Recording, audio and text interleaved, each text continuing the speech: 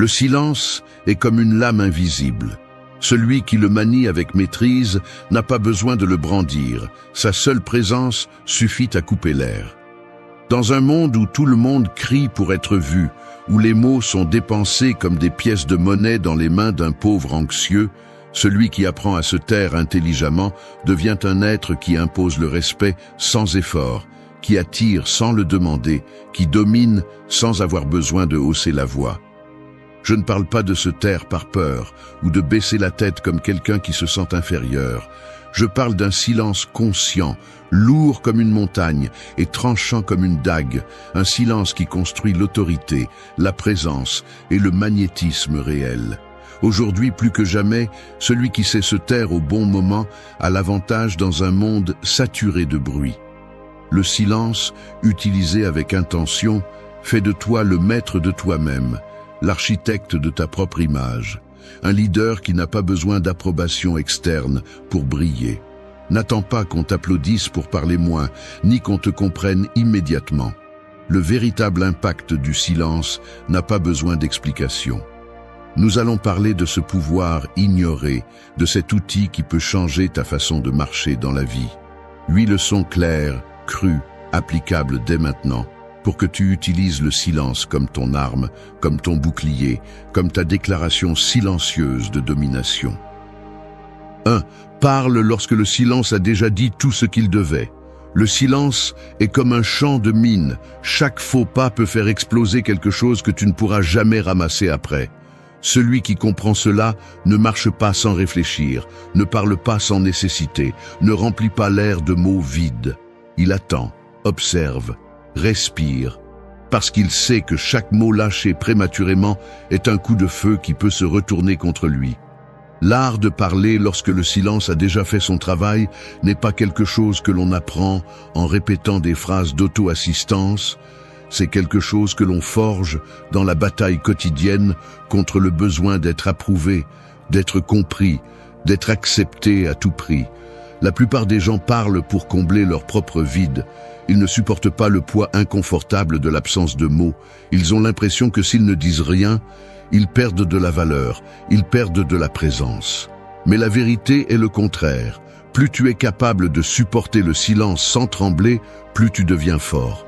Celui qui peut rester calme alors que les autres sont désespérés est celui qui contrôle la situation, celui qui donne le rythme, celui qui gagne. Et quand il décide de parler, chaque mot sonne comme un coup sur la table, non pas parce qu'il crie, non pas parce qu'il cherche de l'attention, mais parce que son silence précédent avait déjà construit l'autorité que d'autres essaient d'acheter avec du bruit. Le problème est que nous sommes programmés pour confondre rapidité avec intelligence et abondance de mots avec maîtrise. On nous a appris que celui qui répond le plus vite est le plus capable, que celui qui parle le plus fort a raison, que celui qui interrompt est le plus fort. Mensonge. Absolu mensonge. Celui qui ne sait pas attendre que le silence mûrisse, les idées se tirent une balle dans le pied. Parce que chaque mot dit avant l'heure non seulement révèle l'insécurité, mais te rend aussi prévisible, faible, manipulable. Le silence, en revanche, te donne un avantage brutal. Il te permet de lire les autres, de sentir l'ambiance, d'observer les véritables intentions cachées derrière les masques verbaux. Parler trop tôt est comme semer sur un sol sec. Peu importe l'effort que tu y mets, le résultat sera médiocre. Mais parler lorsque le silence a déjà semé le respect, le mystère et l'attention autour de toi est comme lancer une étincelle dans une forêt sèche.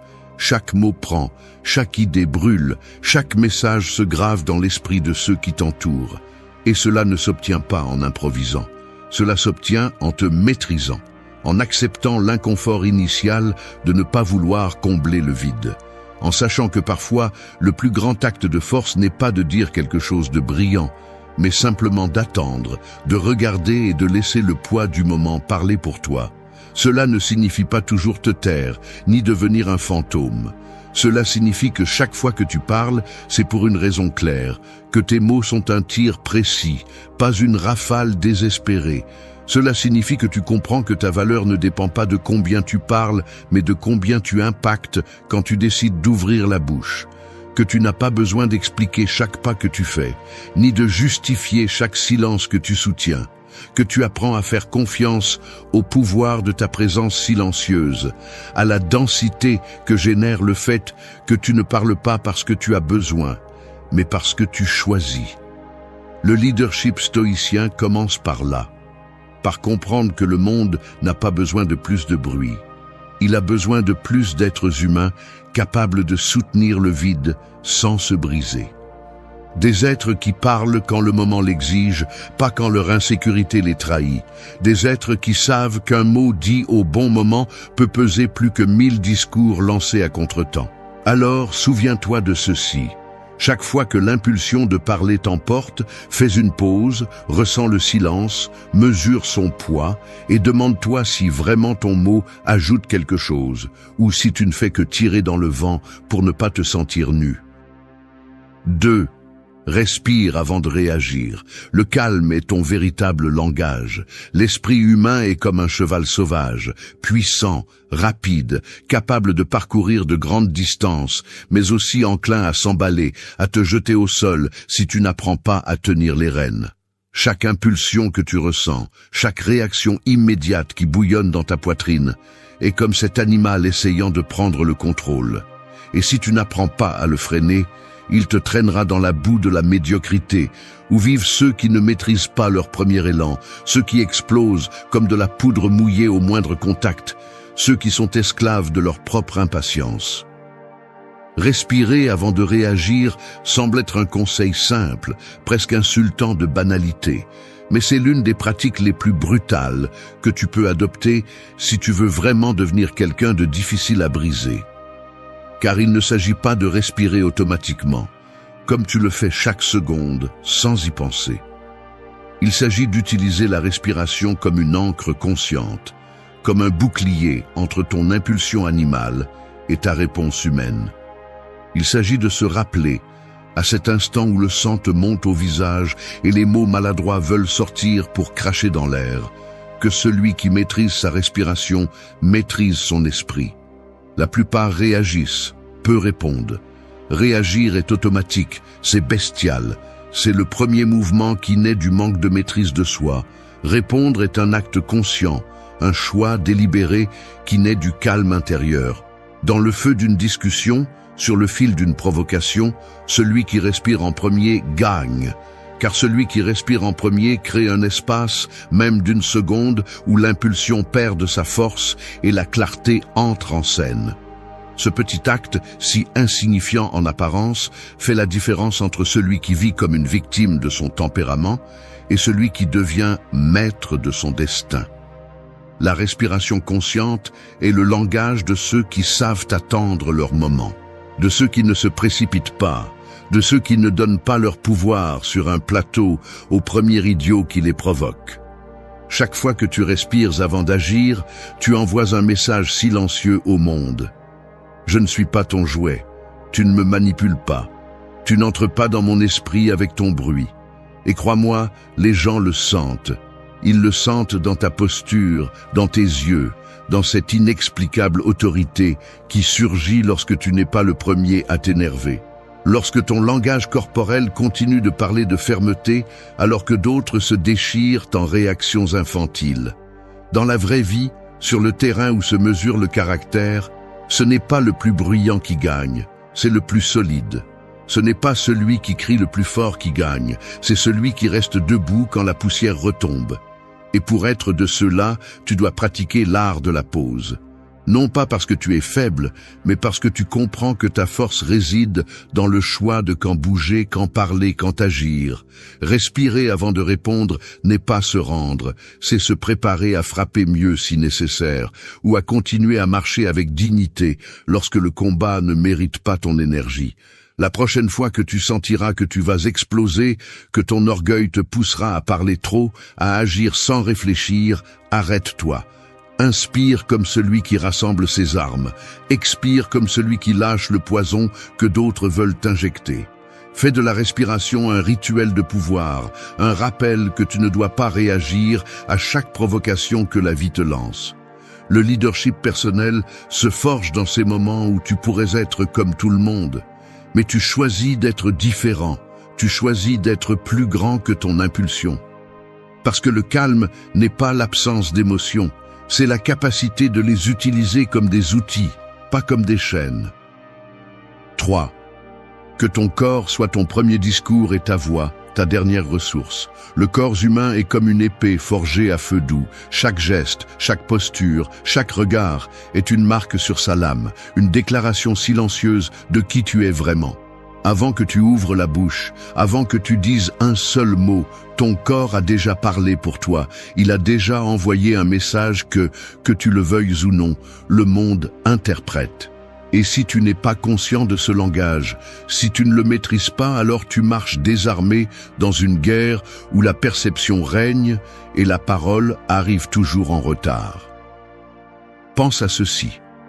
Lorsque tu entres dans un lieu, la plupart des gens ne se souviennent pas de tes paroles. Ils se souviennent de la façon dont tu t'es déplacé, de la façon dont tu t'es positionné, de la façon dont tu as soutenu leur regard ou de la façon dont tu l'as évité. Ton langage corporel crie qui tu es bien avant que ta voix ne tente de le justifier.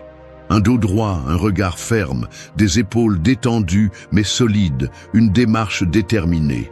C'est ça la présence, c'est ça l'influence silencieuse, c'est ça montrer sans avoir besoin d'expliquer. Et c'est là que commence le vrai jeu, celui qui comprend que son corps et son premier discours n'a pas besoin de supplier pour attirer l'attention. Il l'attire naturellement, sans désespoir, sans forcer quoi que ce soit. Mais bien sûr, maîtriser le corps ne signifie pas agir comme un robot. Il ne s'agit pas de feindre la rigidité, ni de répéter des poses fausses qui finissent par paraître pathétiques. Il s'agit d'un alignement interne. Que ton corps projette la solidité que tu as déjà construite en toi. Que ta posture, ta respiration, ton expression soient le reflet d'une maîtrise personnelle qui n'a pas besoin d'être ornée de mots vides. Quand ton corps parle depuis la vérité de ton caractère, le monde écoute même si tu ne dis rien. Et ça, c'est du pouvoir pur. D'un autre côté, si chaque petit défi, chaque regard étrange, chaque situation inconfortable te fait baisser la tête, te fait te recroqueviller, fait que ton énergie se dissout, alors peu importe ce que tu dis ensuite. Ton premier message a déjà été livré. Insécurité, peur, faiblesse. Et le monde, qui est brutal même si tu ne veux pas l'accepter, répond à ces messages par l'indifférence, le mépris, ou pire encore, la pitié. Tu ne peux pas te permettre cela si ton objectif est de dominer ton espace, de diriger ta vie et de construire une présence qui laisse une trace. Ta voix doit être la dernière ressource, l'épée que tu dégaines seulement quand c'est strictement nécessaire. Parce que quand tu as déjà parlé avec ton corps, avec ton regard, avec ton énergie, les mots que tu utilises sont entendus différemment. Ils ont du poids, ils ont de l'écho, ils ont un effet réel sur ceux qui t'entourent. Non pas parce que tu as crié, non pas parce que tu as forcé qui que ce soit, mais parce que avant d'ouvrir la bouche, tu avais déjà conquis leur attention d'une manière qu'ils ne savent pas expliquer, mais qu'ils ressentent profondément. Alors, arrête de t'obséder à savoir quoi dire pour impressionner. Occupe-toi d'abord de ce que tu transmets quand tu ne dis rien. Occupe-toi de ta posture, de ta respiration, de ton regard, de ta démarche. Fais en sorte que ta seule présence parle de force, de calme, de respect de soi. Fais en sorte que celui qui te voit comprenne, sans que tu ouvres la bouche, que tu n'es pas quelqu'un qui se plie facilement, que tu n'es pas quelqu'un qui se vend à bas prix. C'est la marque de ceux qui dominent la vie réelle, pas de ceux qui savent seulement bien parler. Chaque jour, dans chaque interaction, souviens-toi de ceci. Ton corps est ta carte de visite la plus honnête. Travaille dessus, maîtrise-le, renforce-le. Et quand viendra le moment de parler, que tes mots soient le coup final, pas la tentative désespérée de réparer ce que ta présence n'a pas pu construire. 4. N'explique pas ta valeur. Fais-la ressentir en ton absence de mots. Le véritable diamant ne se promeut pas.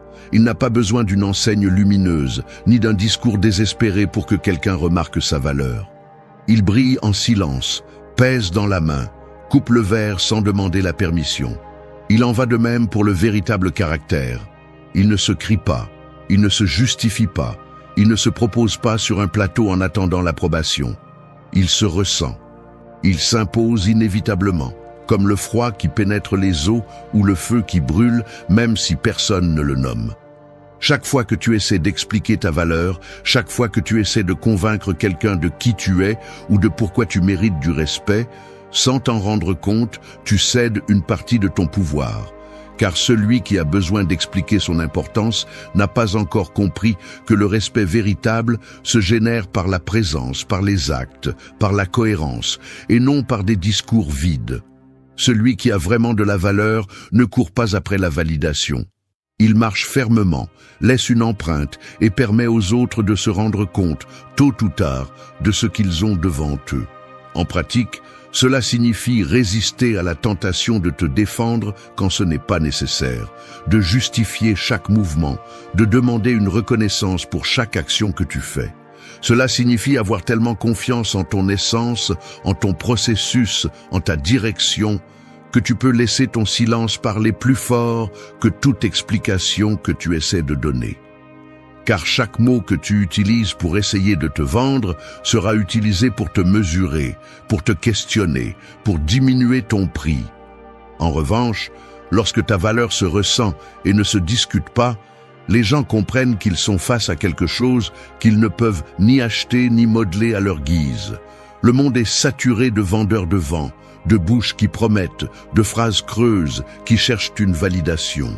C'est pourquoi, lorsque tu rencontres quelqu'un qui n'a pas besoin de dire quoi que ce soit pour se faire respecter, cette personne reste gravée dans la mémoire. Et tu dois être l'un d'eux. Non pas parce que tu cherches à être admiré, mais parce que tu comprends que le véritable leadership, la véritable maîtrise de soi, commence lorsque tu cesses d'avoir besoin de l'approbation comme si c'était de l'oxygène.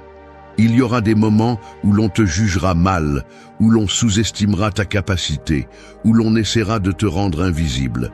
Et c'est là que la plupart échouent, car ils ressentent le besoin désespéré de prouver, de s'expliquer, de crier qui ils sont. Ne tombe pas dans ce piège, reste centré.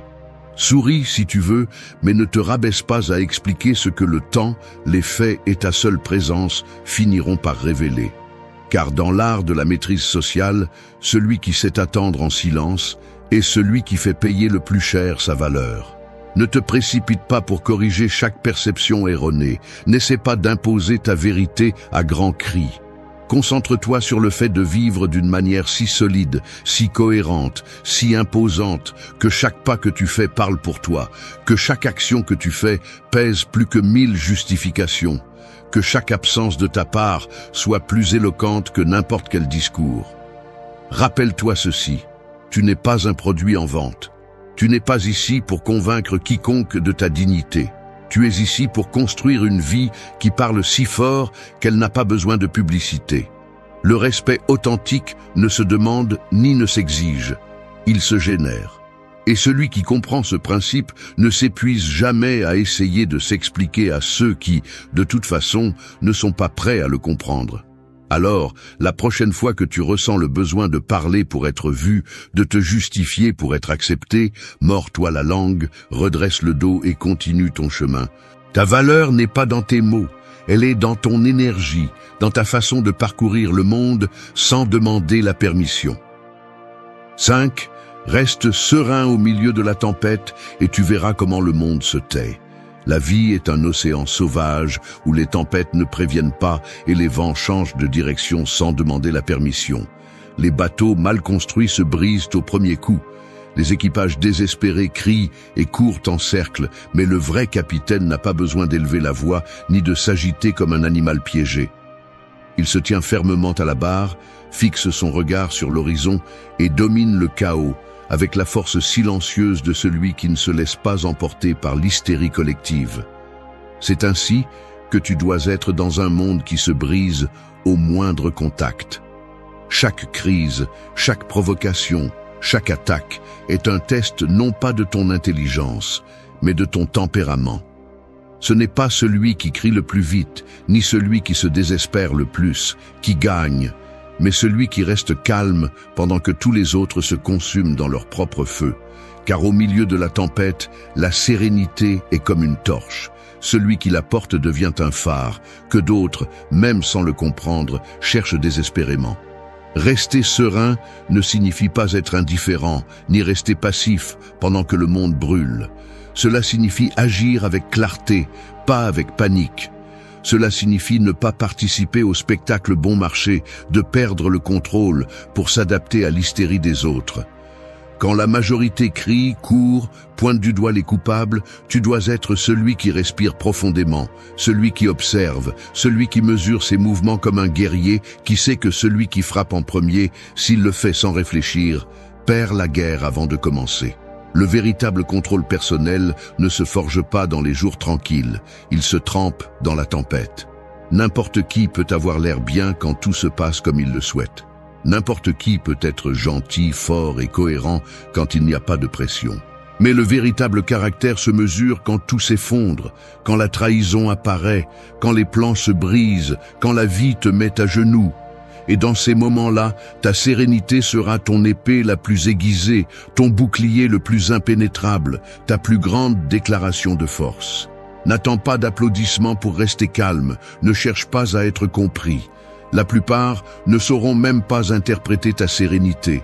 Certains la verront comme de la froideur, d'autres comme de l'arrogance, et beaucoup essaieront de te provoquer pour la briser. Peu importe, la sérénité n'est pas pour eux, elle est pour toi. C'est ta tranchée, ton territoire inviolable, ta zone de pouvoir absolu. Pendant que les autres s'épuisent à crier, tu conserveras ton énergie.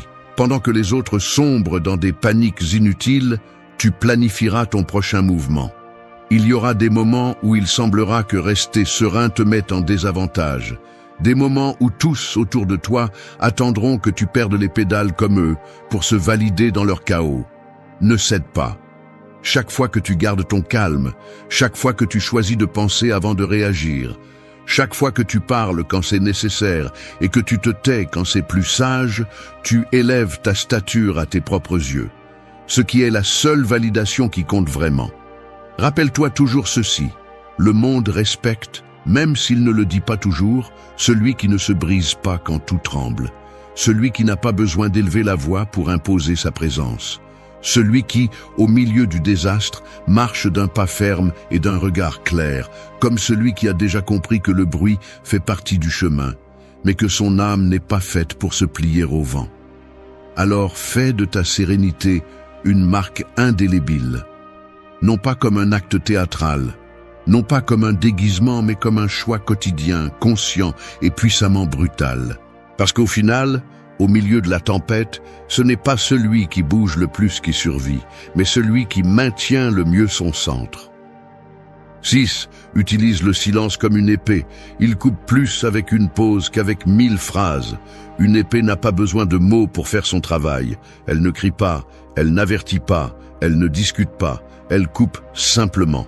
Ta présence doit être la même, précise, mortelle, propre. Chaque fois que tu choisis le silence plutôt que le discours vide, tu brandis une arme qui pénètre plus profondément que n'importe quel argument. Un silence bien placé, une pause au bon moment, a le pouvoir de dévoiler la vérité, d'exposer les faiblesses des autres, d'imposer le respect sans lever le petit doigt.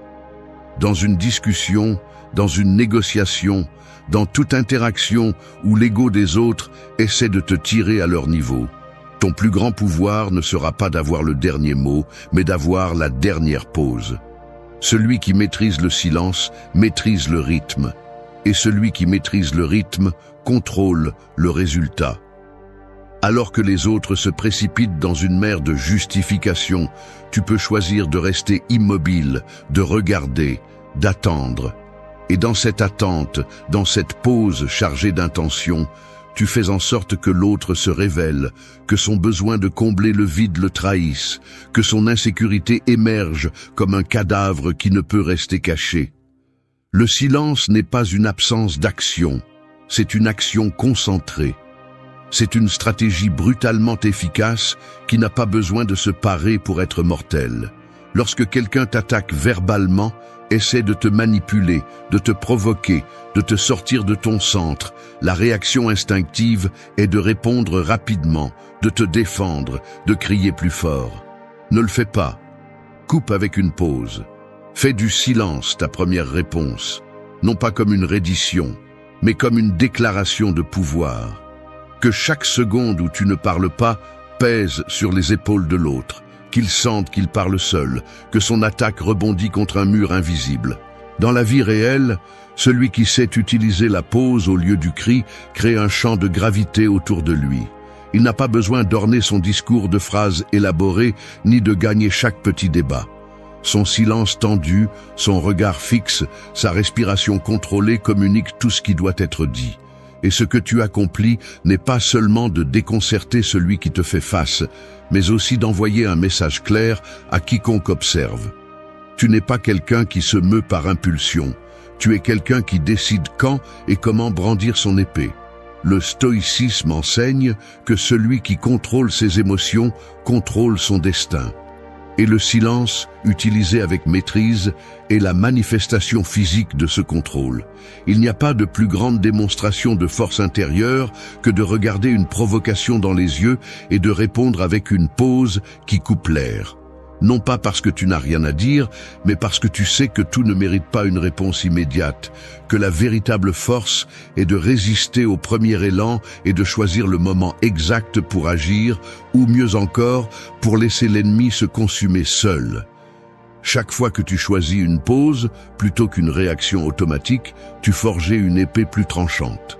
Chaque fois que tu te tais stratégiquement, tu affines ta capacité à frapper là où cela compte vraiment.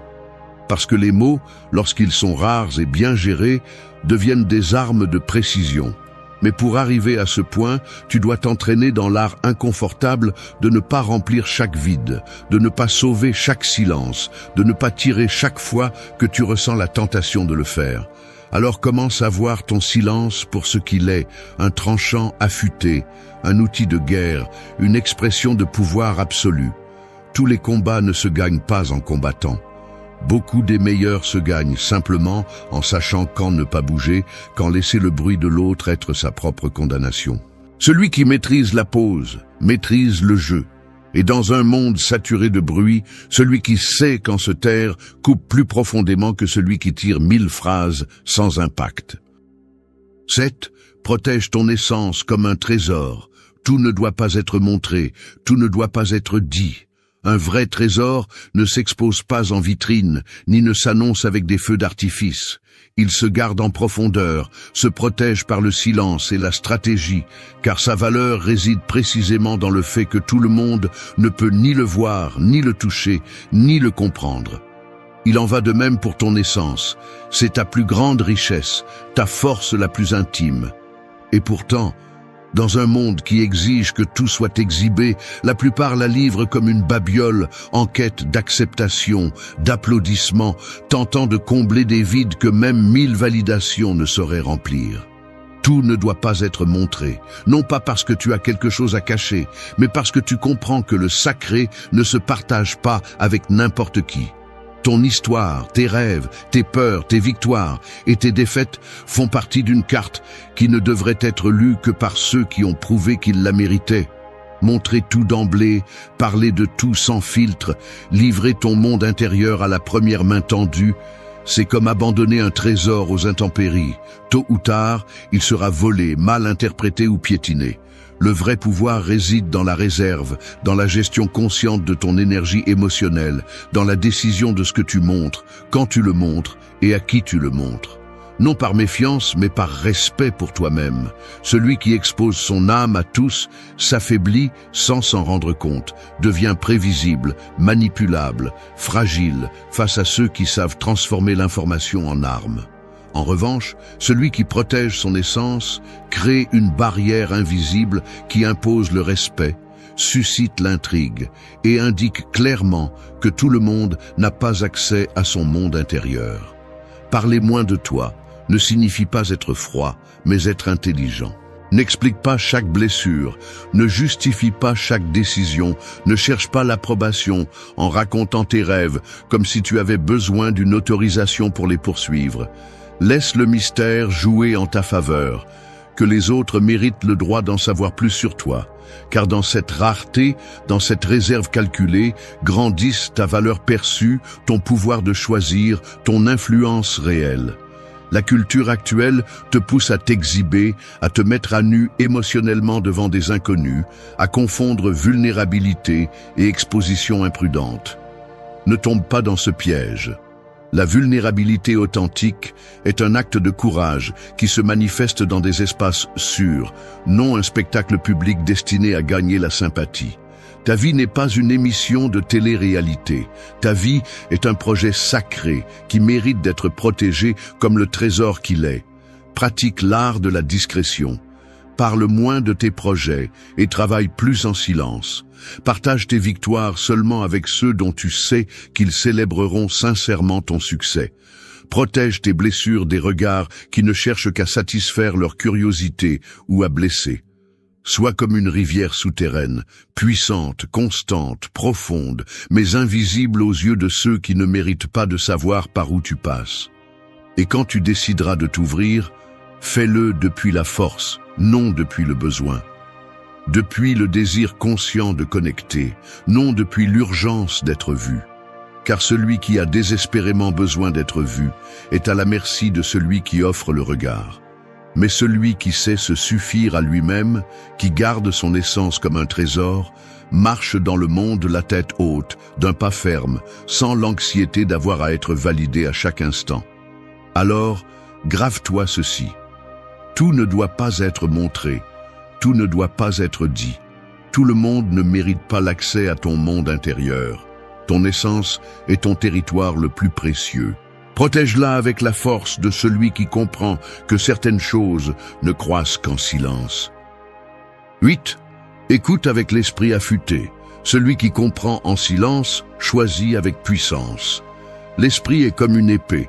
Il peut être émoussé, rouillé et maladroit dans les mains de celui qui n'écoute que pour répondre rapidement. Ou il peut être précis, affûté et mortel chez celui qui apprend à vraiment écouter. Dans un monde où tout le monde parle et peu écoute, celui qui sait garder le silence et affûter son esprit pendant que les autres s'épuisent dans le bruit devient un joueur invincible. Parce que tandis que d'autres tirent des mots sans viser, tu recueilles des informations, tu lis les intentions, tu vois au-delà des masques et tu choisis ton moment pour agir avec une précision qui ne peut être égalée par celui qui réagit sans réfléchir. Écouter n'est pas simplement rester silencieux en attendant ton tour pour parler. Écouter est une forme active d'attaque. C'est observer les nuances, les gestes, les incohérences. C'est entraîner l'oreille et le regard pour capter ce qui n'est pas dit, pour comprendre ce que d'autres révèlent sans le vouloir. Chaque conversation est un champ de bataille silencieux où celui qui perçoit le plus, pas celui qui parle le plus, gagne. Celui qui sait écouter avec l'esprit affûté se rend compte des points faibles des autres, de leurs désirs cachés, de leurs peurs déguisées en arrogance, de leurs insécurités cachées dans des blagues ou des excuses. Et voici la clé. Pendant que le monde se dispute pour savoir qui sonne le plus fort, tu te bats dans une ligue différente. Tu te bats pour savoir qui comprend le plus profondément. Parce que celui qui comprend choisit. Il choisit où marcher, quand parler, quand attaquer et quand attendre. Il ne marche pas à l'aveuglette, il n'agit pas impulsivement, il n'est pas emporté par les émotions des autres. Il reste dans son centre, armé jusqu'aux dents avec les informations que les autres donnent pendant qu'il pense qu'il gagne la discussion. Écouter avec l'esprit affûté implique aussi de comprendre que tout ce que tu entends ne mérite pas une réponse. Parfois, la véritable victoire est d'acquiescer en silence, de laisser l'autre s'exposer seul, de laisser le flot de ses paroles révéler plus qu'il n'aurait voulu montrer. Chaque pause que tu fais pour analyser, chaque silence que tu maintiens pendant que les autres se noient dans leur propre verbiage, est une brique de plus dans le mur de ton domaine personnel. Et c'est que celui qui écoute bien, choisit bien. Il choisit ses batailles, ses relations, ses affaires, ses mots. Il ne s'engage pas dans des guerres qui n'en valent pas la peine. Il ne se laisse pas entraîner dans des drames étrangers. Il ne perd pas d'énergie à essayer de corriger celui qui ne veut pas être corrigé. Il écoute, il traite, et il décide. Non pas par lâcheté, mais par une brutalité intelligente, parce qu'il sait que chaque mot et chaque mouvement a un prix et que tout ne vaut pas la peine d'être payé. Dans la vie quotidienne, cette compétence devient un avantage monstrueux. Alors que d'autres révèlent leurs cartes dès qu'ils commencent à jouer, tu observes en silence, tu analyses leurs mouvements, tu vois leurs modèles, et quand tu décides de bouger, tu le fais de manière à ne laisser aucune place à l'erreur. Tu n'as pas besoin de deviner, tu n'as pas besoin d'improviser. Parce que tu as tellement écouté, tu as tellement compris que ton choix est un acte chirurgical, pas un tir à l'aveuglette. Alors, entraîne ton esprit à écouter différemment. N'écoute pas pour répondre rapidement, écoute pour mieux comprendre. N'écoute pas pour gagner des discussions, écoute pour gagner de vraies batailles, celles qui se livrent dans l'esprit avant d'arriver aux mots. Chaque conversation est une mine d'or d'informations, mais seulement pour celui qui a la patience et la discipline d'affûter son esprit en silence. Rappelle-toi toujours ceci. Celui qui maîtrise l'art d'écouter avec l'esprit affûté ne survit pas seulement dans un monde de bruit, il le gouverne. Parce que pendant que tout le monde se bat pour être entendu, tu te bats pour comprendre. Et dans cette compréhension silencieuse réside le véritable pouvoir. Merci d'être resté jusqu'à la fin de la vidéo. Si vous avez tout vu, commentez « Je suis stoïcien » comme notre signe secret, indiquant que vous êtes un véritable apprenant du stoïcisme. La plupart des gens n'ont pas besoin d'une année pour changer leur vie. Il leur suffit d'une décision ferme, d'une semaine de discipline et d'une raison qui les brûle de l'intérieur. Le problème est que nous passons nos journées à attendre que quelque chose change sans rien faire. Nous nous plaignons, nous nous distrayons, nous nous enfonçons dans des excuses. Et puis nous pleurons parce que nous n'avançons pas. Mais tu sais quoi? Personne ne va te sauver. Personne ne va venir te pousser. Si tu ne prends pas le contrôle de ton esprit et de tes actions maintenant, tu resteras esclave de la même chose. La paresse, la peur, le « je commence demain ». Cette vidéo n'est pas faite pour les gens qui veulent se sentir bien pendant un moment. Elle est faite pour ceux qui en ont assez de leur propre médiocrité, pour ceux qui sont prêts à affronter l'inconfort du changement. Parce que changer n'est pas beau. Changer fait mal, brûle, te brise de l'intérieur. Mais cela te construit aussi. Et le stoïcisme, loin d'être une philosophie morte, est un outil brutal pour cesser d'être une victime et commencer à être un maître. Dans les prochaines minutes, tu vas recevoir 8 leçons, 8 principes que tu peux appliquer en 7 jours. Ce ne sont pas des formules magiques, ce sont des épées. Et comme toute épée, elles ne servent que si tu les utilises avec courage. Alors prépare-toi, parce que si tu prends au sérieux ce qui vient, tu ne seras pas le même à la fin de cette semaine. 1. Sois le maître de votre esprit, pas son esclave. Imaginez que votre esprit est une bête sauvage. Une créature forte, agile, puissante, mais indomptable. Si vous ne la formez pas, elle vous entraîne. Si vous ne la contrôlez pas, elle vous dévore. La plupart des gens traversent la vie avec cette bête en liberté dans leur tête, croyant qu'ils sont leurs pensées, croyant que tout ce qu'ils ressentent est réel, valide, définitif. Mais ce n'est pas le cas. Cette bête n'est pas vous. C'est vous qui décidez si vous la dominez ou si vous vous agenouillez devant elle. L'esprit a une capacité brutale à vous saboter. Il vous lance des doutes juste au moment où vous allez commencer. Il vous remplit d'excuses quand vous avez besoin d'agir. Il vous convainc que vous ne pouvez pas, que ce n'est pas le moment, que ce sera mieux demain. Et le pire, c'est qu'il sonne convaincant. Parce qu'il connaît vos faiblesses mieux que quiconque. Il les a étudiées, il les a nourries. C'est pourquoi, si vous n'apprenez pas à le maîtriser, vous êtes perdu. Vous ne construirez rien de solide avec un esprit qui s'effondre au premier problème. Les stoïciens le savaient. Ils comprenaient que le véritable pouvoir n'est pas de contrôler le monde, mais de se gouverner soi-même. L'extérieur est instable, imprévisible. L'intérieur, en revanche, peut être formé. Vous ne pouvez pas décider si demain quelqu'un vous trahit, si votre entreprise tombe ou si la vie vous gifle, mais vous pouvez décider comment vous réagissez. Et cette décision change tout. Maîtriser votre esprit n'est pas une jolie phrase, c'est une bataille quotidienne. C'est sentir que vous êtes sur le point d'abandonner et ne pas abandonner. C'est entendre la voix qui vous dit « reste au lit » et se lever quand même. C'est être plein d'anxiété et agir calmement. Il ne s'agit pas d'éteindre vos émotions, il s'agit de les maîtriser, de ne pas les laisser prendre le volant, d'être vous qui conduisez, pas le chaos interne. Pour y parvenir, vous devez vous entraîner comme un guerrier entraîne son épée, tous les jours. Un moment de méditation, même si vous n'avez pas envie. Écrire ce que vous pensez, même si vous n'avez pas de clarté. Respirez profondément avant de répondre avec colère. Examinez vos pensées comme si vous étiez un gardien à la porte d'une forteresse. Ce qui ne vous renforce pas, n'entre pas, parce que ce que vous laissez passer sans contrôle devient une partie de vous. Et si vous ne laissez passer que la peur, les plaintes, quelle sorte de personne pensez-vous être après un mois? C'est là qu'intervient la partie agressive de tout cela. Personne ne le fera pour vous. Personne ne vous donnera un esprit fort. Personne n'arrêtera vos pensées négatives, vos excuses ou votre voix intérieure saboteuse. C'est votre combat. Et si vous ne l'affrontez pas maintenant, cette voix vous accompagnera toute votre vie, comme une ombre collée à votre cou, comme une chaîne que vous vous êtes laissé mettre. Alors, assez d'excuses, assez de dire que c'est comme ça que je suis, ou je ne peux pas m'en empêcher. Vous le pouvez, bien sûr que vous le pouvez. Mais cela nécessite de l'inconfort, de la discipline, d'être prêt à échouer et à réessayer sans pleurnicher.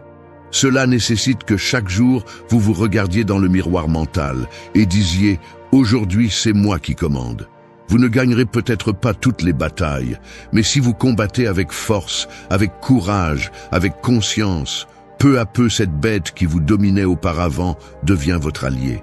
Et quand cela arrive, il n'y a pas de tempête qui puisse vous détourner de votre chemin. Maîtrisez votre esprit, ou il vous dominera. Il n'y a pas de juste milieu. 2. Transforme le mur en escalier. Tous, tôt ou tard, nous nous heurtons à un mur. Un obstacle qui semble trop haut, trop épais, impossible à briser. Cela peut être une perte, une frustration, un échec, une situation qui te dépasse. Et quand ce mur apparaît, beaucoup restent à le regarder. Ils l'observent comme si c'était la fin du chemin. Ils soupirent, se plaignent, maudissent leur sort et s'assoient pour attendre que quelqu'un leur lance une corde. Mais personne ne va te lancer une corde. Et si tu restes immobile, le mur ne bougera pas. Maintenant, imagine que ce mur n'est pas un ennemi, mais un outil.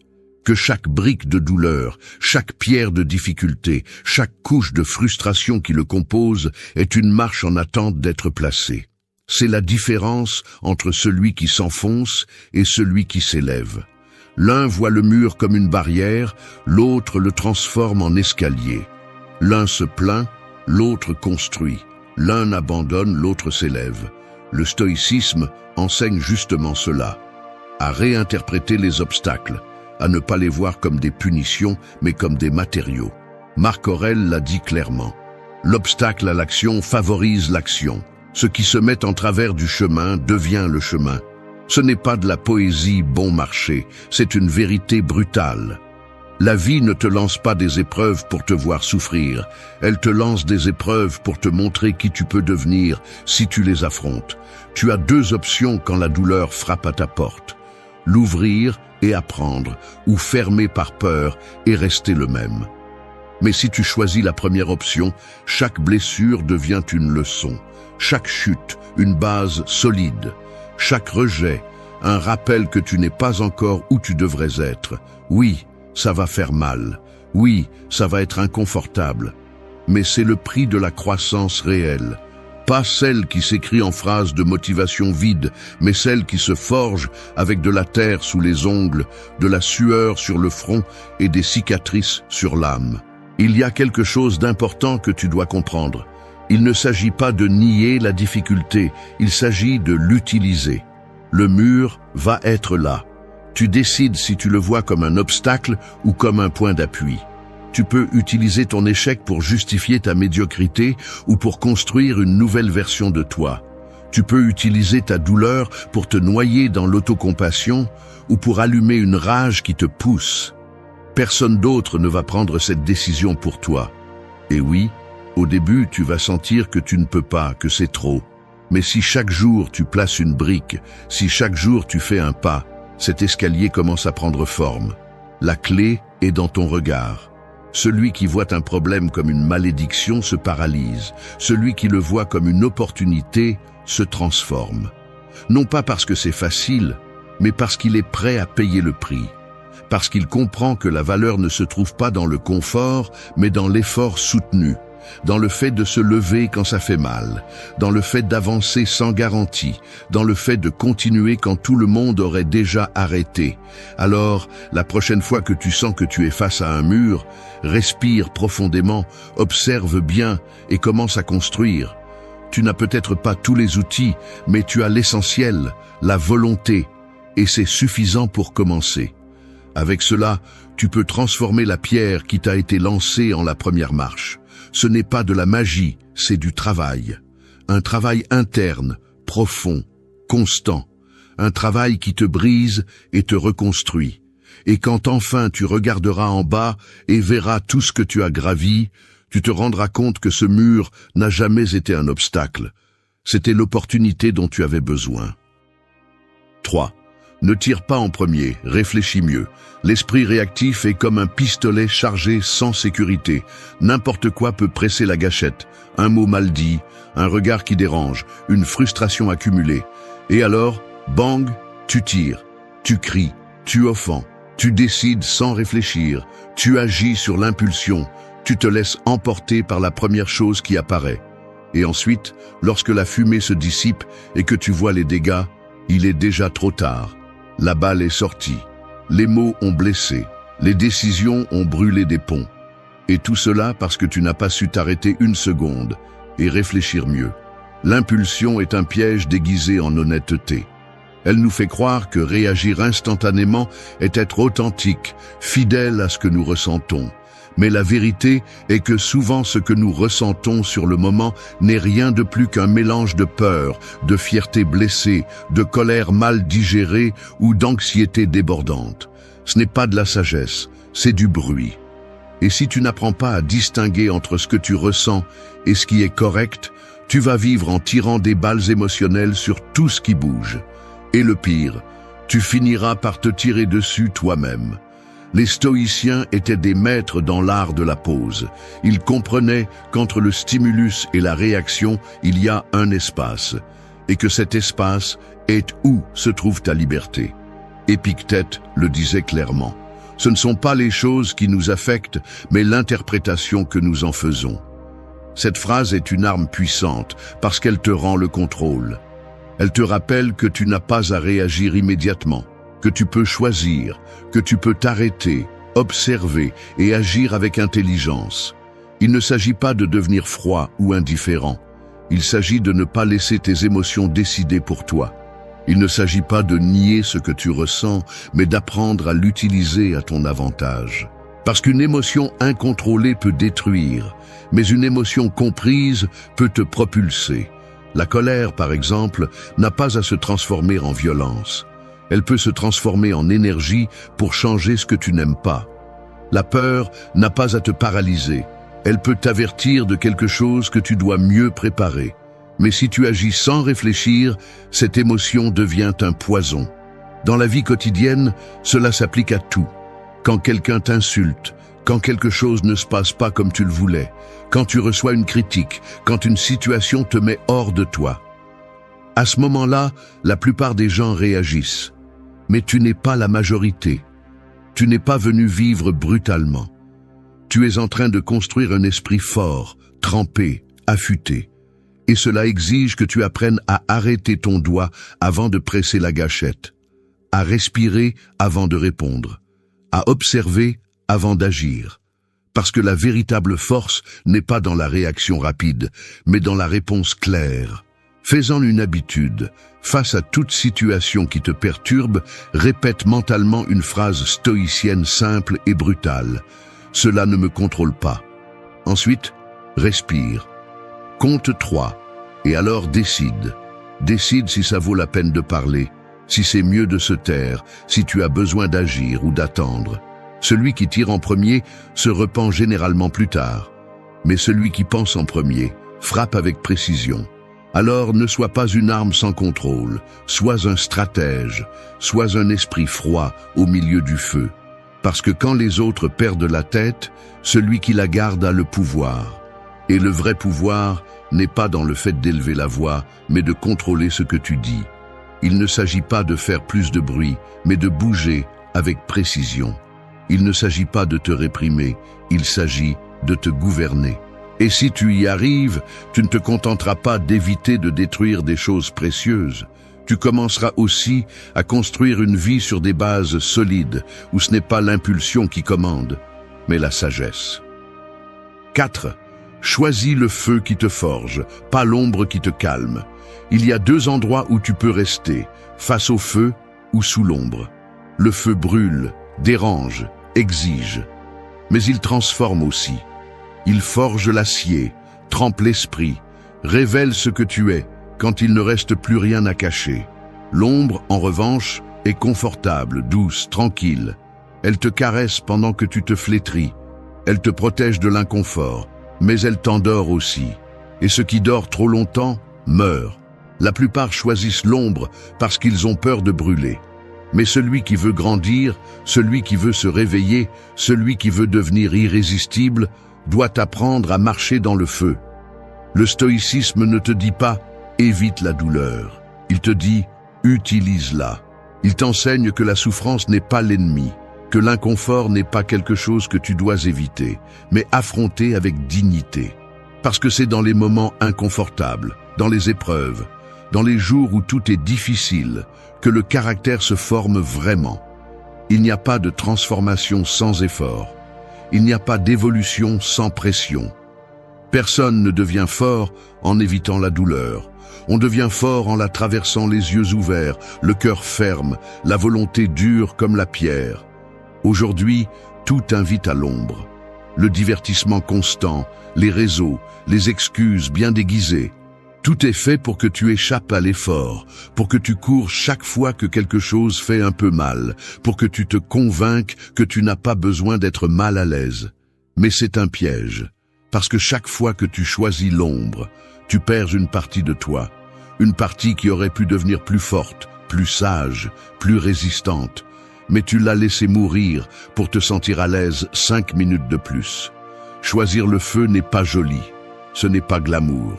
Personne ne va t'applaudir pour te lever tôt quand tu n'as pas envie, pour dire la vérité quand ça fait mal, pour assumer des responsabilités quand il serait plus facile de blâmer les autres. Mais ce genre de décisions, celles que presque personne ne voit, sont celles qui changent ta vie à la racine, parce qu'elles te montrent de quoi tu es fait. Et cela vaut plus que n'importe quelle prise externe. Les stoïciens vivaient en s'entraînant à l'adversité. Ils pratiquaient l'inconfort. Ils dormaient sur le sol, marchaient sous la pluie, avaient faim volontairement. Non pas parce qu'ils étaient masochistes, mais parce qu'ils savaient que la vie n'est pas une promenade douce et que celui qui ne s'entraîne pas pour les difficultés se brise à la première tempête. Le feu ne les effrayait pas, ils le cherchaient, parce qu'ils savaient que là, et seulement là, se trouvait la véritable liberté. Pas la liberté de faire ce que tu veux, mais celle de résister à ce qui vient sans te briser. Tu décides tous les jours si tu vas continuer à fuir ou si tu vas regarder le feu en face, si tu vas t'anesthésier avec des excuses ou si tu vas brûler un moment pour devenir quelqu'un de plus fort. Parce que oui, ça va faire mal, mais la douleur que tu choisis a du pouvoir. La douleur que tu acceptes consciemment te forme, elle t'enseigne, elle te polit. Ce n'est pas la douleur le problème, c'est ta résistance à elle qui te détruit. Alors arrête de chercher refuge dans l'ombre. Tu n'es pas venu pour te cacher, tu es venu pour grandir, pour te forger, pour devenir quelqu'un qui peut résister et avancer la tête haute. Et pour cela, il faut brûler. Il faut marcher sur des braises. Il faut choisir l'inconfort quand le confort te chuchote à l'oreille. Parce que seul celui qui traverse le feu avec fermeté devient quelqu'un digne de respect. Non pas pour ce qu'il dit, mais pour ce qu'il a supporté et pour ce qu'il a construit avec chaque cicatrice. 5. Nettoie ta vie comme un guerrier nettoie son épée. Un guerrier ne laisse pas son épée sale après une bataille. Il la nettoie calmement, avec respect, avec discipline. Car il sait que si ce n'est pas le cas, le sang sèche, la lame rouille, et, tôt ou tard, l'arme qui l'a autrefois protégée deviendra inutile. Ta vie est cette épée. Chaque pensée, chaque habitude, chaque personne que tu permets près de toi fait partie de son tranchant. Et si tu ne nettoies pas ce qui ne sert plus, ce qui contamine, ce qui n'apporte plus rien, tu finis par vivre avec une lame émoussée, lourde, inefficace. Tu deviens lent, tu deviens maladroit, tu deviens faible. Il y a des choses qui doivent être coupées sans hésitation. Des relations qui épuisent, des habitudes qui stagnent, des routines qui t'éteignent de l'intérieur. Mais souvent, tu les laisses être, tu les tolères, tu leur donnes de l'espace. Pourquoi ? Parce qu'il est plus facile de vivre dans le familier que d'assumer la douleur de lâcher prise. Parce que nettoyer implique un effort, implique de faire face à des vérités qui font mal, implique de laisser derrière toi des parties de toi qui t'ont autrefois servi, mais qui aujourd'hui ne font que te retenir.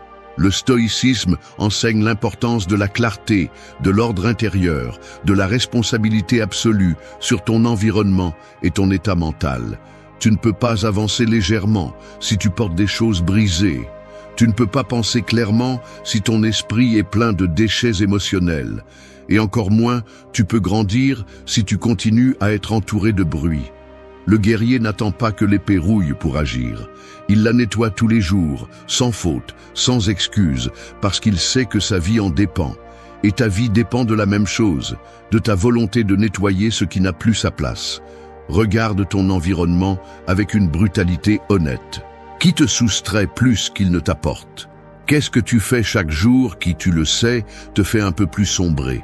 Quel mensonge te répètes-tu pour justifier ton immobilisme? Ce sont les tâches que tu dois frotter jusqu'à ce qu'elles disparaissent. Non pas parce que c'est facile, mais parce que ne pas le faire est pire. Laisser le toxique s'installer dans ta vie, c'est comme laisser la pourriture s'installer sur ton épée. Au début, cela semble inoffensif, mais avec le temps, cela ruine tout. Et ici, il n'y a pas de place pour les demi-mesures. Tu ne peux pas nettoyer à moitié. Tu ne peux pas dire « bon, ce n'est pas si mal » ou « c'est que je m'y suis habitué ». Non, ce qui n'ajoute pas, soustrait. Ce qui ne te pousse pas, te freine. Et si tu veux vraiment transformer ta vie, tu dois avoir le courage de regarder le chaos qui t'entoure et commencer à le balayer sans pitié. C'est ce que fait quelqu'un qui prend son développement au sérieux. Il ne s'agit pas de devenir parfait, il s'agit d'être conscient, de vérifier chaque coin de ta journée et de te demander « est-ce que cela me rend plus fort ou plus faible ? Est-ce que cela me rapproche de qui je veux être ou est-ce que cela m'éloigne ?» Le guerrier ne nettoie pas son épée par vanité, il le fait par nécessité, parce qu'il sait qu'une lame sale est une trahison en plein combat. Et tu es en combat constant, contre tes peurs, contre tes excuses, contre le monde qui veut te distraire. Tu as besoin d'être aiguisé, tu as besoin d'être propre. Alors, n'aie pas peur de lâcher ce qui ne te sert plus. N'aie pas peur de couper ce qui ne convient plus. Parce que chaque fois que tu nettoies, tu avances plus léger. Chaque fois que tu décides fermement ce qui reste et ce qui part, tu aiguises ton caractère. Et une personne au caractère aiguisé est quelqu'un qui non seulement résiste à la vie, mais la domine, comme un véritable guerrier. Un guerrier qui ne brille pas par ce qu'il paraît, mais parce qu'il a eu le courage de laisser derrière lui. 6. Marche même si tu n'as pas envie. Un lion affamé n'attend pas d'être d'humeur pour chasser. Il ne reste pas à l'ombre à se demander s'il est motivé, si la journée est belle ou si sa patte lui fait mal. Il se lève et chasse, parce que s'il ne le fait pas, il meurt. C'est l'état d'esprit que tu dois adopter si tu veux transformer ta vie. Agir, même si tu n'as pas envie. Avancer même si tu es fatigué. Bouger, même si ton esprit te murmure 1000 excuses. Parce que si tu attends de te sentir bien pour commencer, tu resteras au même endroit toute ta vie. La vérité est que tu n'auras pas toujours de l'énergie. Tu ne seras pas toujours motivé. L'inspiration s'en va, l'émotion diminue, le corps s'épuise.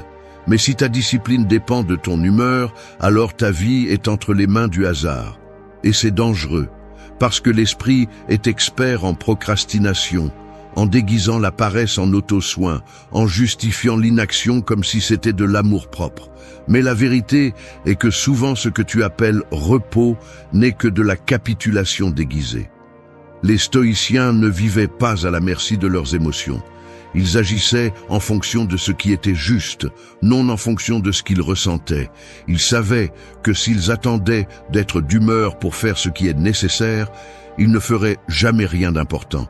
C'est pourquoi ils s'entraînaient à la constance, à la répétition, au devoir quotidien, parce qu'ils comprenaient que chaque jour où tu avances, même sans envie, renforce ton caractère.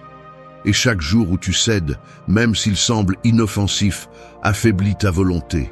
C'est simple, tu sais déjà ce que tu dois faire. Tu n'as pas besoin de plus de conseils, ni d'une autre conférence de motivation, ni d'une autre liste de pas à suivre.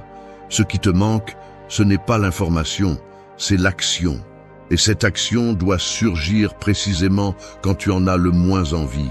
Quand tu es au lit et que tout te dit de continuer à dormir, c'est là que la différence se forge. Quand tu as 1000 raisons de ne pas t'entraîner, de ne pas étudier, de ne pas travailler sur ton projet, mais que tu le fais quand même. Parce que tu ne le fais pas par plaisir, tu le fais par engagement envers toi-même. Personne n'arrive loin en marchant seulement quand c'est facile. Ce qui a vraiment de la valeur se construit pendant les jours gris, les moments lourds, les journées où tout en toi veut s'arrêter. Et si ces jours-là tu arrives à avancer ne serait-ce qu'un pas, tu gagnes. Parce qu'il ne s'agit pas de courir tous les jours, il s'agit de ne pas arrêter de marcher. Même si c'est lent, même si ça fait mal, même si la motivation est morte. Et oui, tu voudras abandonner. Tu auras des jours où tu sentiras que rien n'a de sens. Mais c'est là que tu dois te rappeler que le sens ne se trouve pas toujours. Parfois, il se construit. Et il se construit en marchant, parce que chaque pas, aussi petit soit-il, est une déclaration de guerre contre la médiocrité. C'est une façon de dire « Je ne suis pas venu pour survivre, je suis venu pour construire quelque chose de mieux ». Tu n'es pas ici pour vivre selon tes sentiments. Tu es ici pour dominer tes jours avec détermination. Marche, même si tu n'as pas envie. Fais ce que tu as dit que tu ferais. Tiens ta parole. Parce que lorsque tu apprends à le faire sans dépendre de l'émotion du moment, ta vie cesse d'être une montagne russe et devient une ligne ascendante, constante, solide. Et cette constance, même si elle n'est pas spectaculaire, même si elle ne retient pas l'attention, est celle qui transforme absolument tout. Alors, lève-toi, respire et fais ce pas. Non pas parce que tu te sens bien, mais parce que c'est la chose juste à faire. Parce que chaque pas que tu fais au milieu de la fatigue, du vide, du chaos, est un acte de pouvoir. Et celui qui marche quand il n'a pas envie, va plus loin que tous ceux qui ne bougent que lorsque tout est en leur faveur. 7. Embrasse la douleur comme un vieux maître. La douleur est comme ce vieux maître que tout le monde craint. Il a une voix rauque, un regard sévère et des mains dures. Il ne te sourit pas, ne te complimente pas, ne caresse pas ton ego, mais il t'enseigne, il te montre ce que personne d'autre n'ose pointer du doigt. Il te force à te regarder en face, sans masque, sans filtre, sans excuse. C'est inconfortable, c'est brutal, mais nécessaire, parce que personne ne mûrit dans le confort. Le confort te stagne, la douleur te réveille. La plupart des gens fuient la douleur comme si c'était une malédiction. Ils la cachent, l'ignorent, la distraient avec des plaisirs vides, du bruit, n'importe quoi qui les éloigne de cet inconfort. Mais ce que tu n'affrontes pas te poursuit, et la douleur, quand tu la réprimes, ne disparaît pas. Elle se cache, elle se transforme en anxiété, en frustration, en épuisement sans cause, en apathie. Elle te consume de l'intérieur, silencieusement.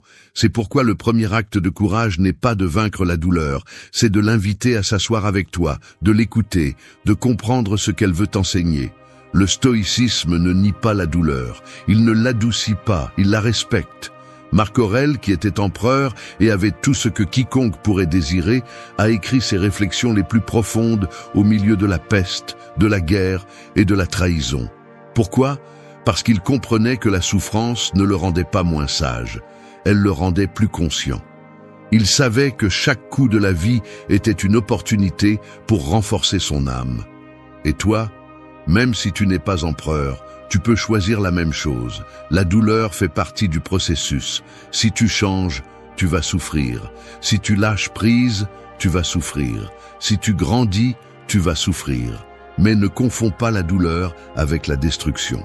Ce qui fait mal ne te brise pas toujours. Parfois, ça te reconstruit. Et souvent, l'endroit que tu crains le plus est l'endroit où se cache la version la plus forte de toi. Mais tu ne la trouveras pas si tu continues à fuir. Tu dois rester, respirer profondément, accepter que le chemin va brûler et marcher quand même. Oui, il y aura des nuits où tu ne comprendras rien, des jours où tu voudras tout abandonner, des moments où le vide semblera plus grand que toi. Mais c'est justement là que le caractère se forge. Non pas quand tout va bien, mais quand tout semble s'effondrer et que malgré tout tu continues. Non pas parce que tu te sens fort, mais parce que tu choisis de ne pas abandonner. Parce que tu comprends que la douleur n'est pas la fin, elle fait partie du chemin. Chaque larme, chaque échec, chaque perte apporte une leçon cachée. Et si au lieu de la rejeter, tu l'embrasses, si au lieu de te victimiser, tu observes, alors cette douleur se transforme en sagesse. Une sagesse qui ne s'achète pas, qui ne s'apprend pas dans les livres, qui ne s'enseigne pas dans les conférences. Elle se gagne à travers l'expérience. D'être là, brisé mais présent, fatigué mais conscient, blessé mais déterminé à ne pas abandonner. Alors arrête de maudire ta douleur, arrête de la voir comme un ennemi, commence à la traiter comme ce maître qui, bien qu'il soit dur, veut te voir te réveiller. Il ne te demande pas de lui sourire, il te demande de l'écouter, d'apprendre, de grandir. Parce que lorsque tu arrives à l'embrasser sans ressentiment, sans peur, sans résistance, quelque chose change. Tu te rends compte que la douleur ne venait pas pour te détruire. Elle venait pour te montrer ce que tu pouvais devenir si tu étais capable de te tenir au milieu du feu. Et c'est là que commence la véritable transformation. Non pas dans les moments agréables, mais dans ceux qui font mal. Parce que la douleur n'est pas la fin. C'est le début d'une nouvelle version de toi. Une version plus forte, plus ferme, plus éveillée. Alors, quand elle frappe à nouveau à ta porte, ne fuis pas. Ouvre-lui, regarde-la dans les yeux et dis-lui « Enseigne-moi ». 8. Ne gaspille pas de poudre sur les oiseaux. Tirer sur chaque oiseau qui passe, c'est se retrouver sans balles quand cela compte vraiment. Il y a des gens qui dépensent toute leur énergie dans des combats inutiles, dans des discussions sans sens, à prouver des choses à ceux qui n'importent même pas. Ils se lèvent avec une charge de poudre émotionnelle chaque jour, mais au lieu de l'utiliser pour construire, pour avancer, pour défendre ce qui en vaut la peine, ils la gaspillent en visant tout ce qui bouge. Ils sont offensés par tout, ils s'en mêlent dans des mots vides.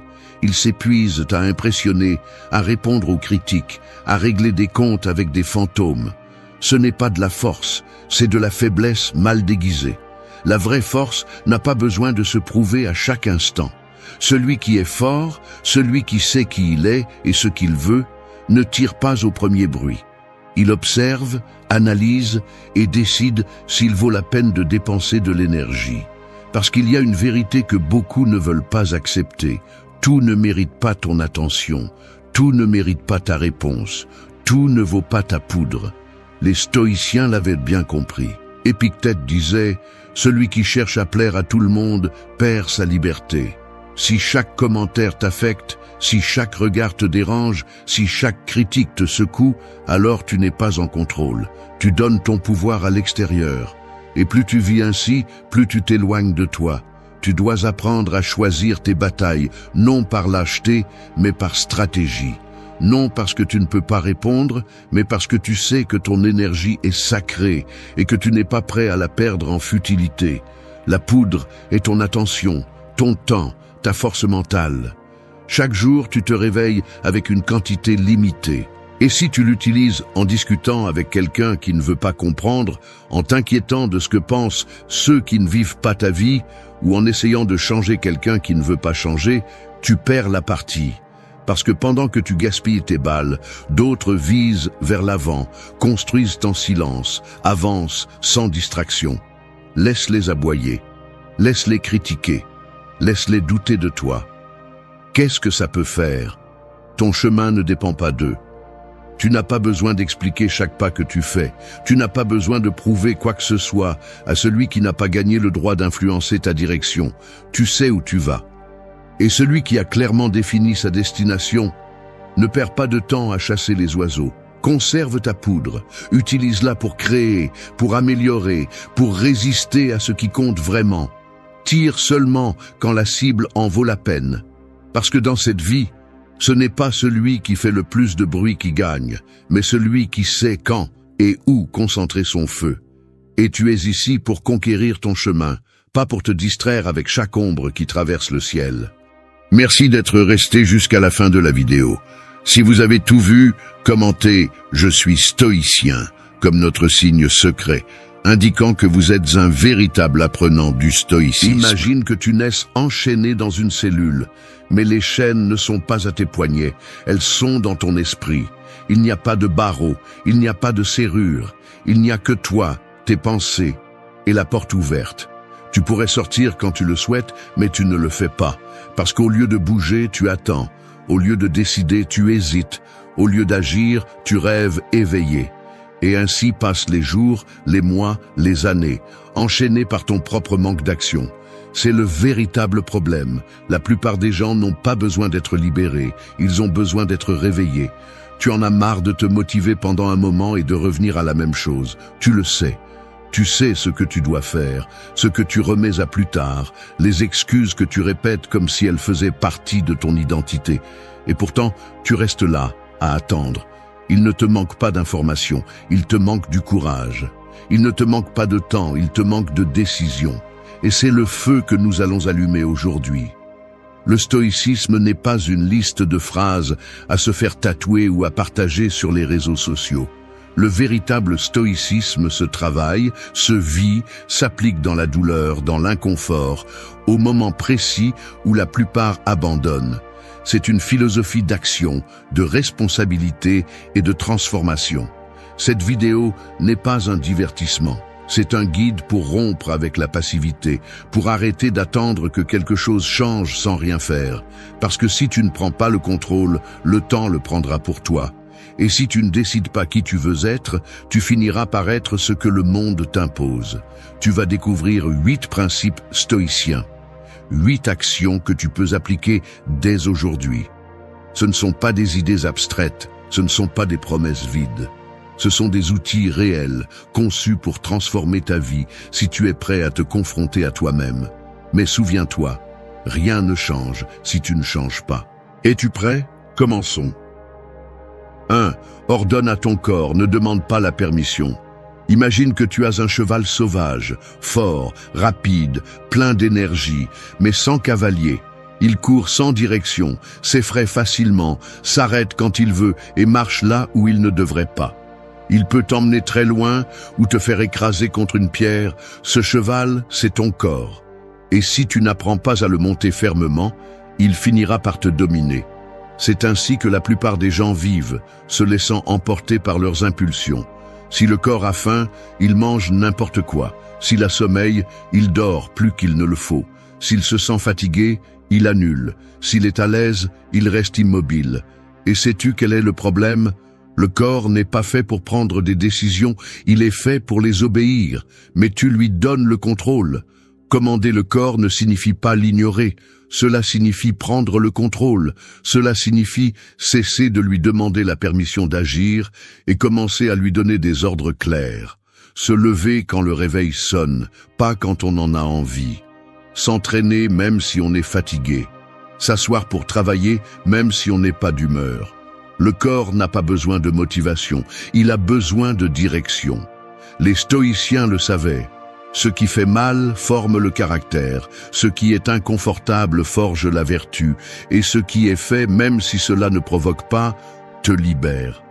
Marc Aurèle, l'un des hommes les plus puissants de l'histoire, se répétait chaque matin qu'il n'était pas né pour rester allongé entre les draps, mais pour faire ce qu'il devait. Parce qu'il comprenait que le corps préférera toujours la voie facile. Et si tu te laisses emporter par cela, ton destin sera exactement le même, facile, mais vide. Te rends-tu compte ? Chaque fois que tu décides d'agir malgré la paresse, malgré la fatigue, tu entraînes quelque chose de plus grand que les muscles. Tu entraînes ta volonté. Parce que la discipline n'est pas une émotion, c'est une pratique. Elle ne dépend pas du fait que tu passes une bonne journée, elle dépend du fait que tu aies une décision ferme. Commander le corps, c'est franchir cette ligne où la plupart abandonnent. C'est arrêter de chercher des excuses et commencer à construire des résultats.